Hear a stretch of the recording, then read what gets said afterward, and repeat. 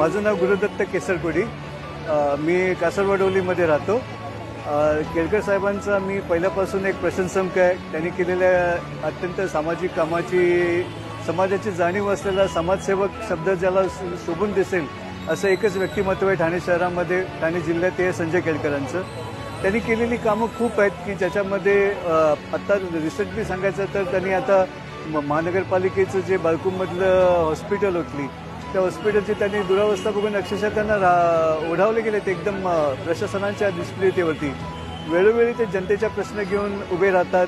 घोडबंदरची ट्रॅफिकची समस्या असून दे, घोडबंदरमधल्या आरोग्याच्या समस्या असून दे, ठाणे शहरामध्ये भेडसावणारी आरोग्य समस्या असो, साफसफाईचं नीट होत नाही तेव्हा महानगरपालिकेच्या अधिकाऱ्यांना ते खडसावून जाब विचारतात।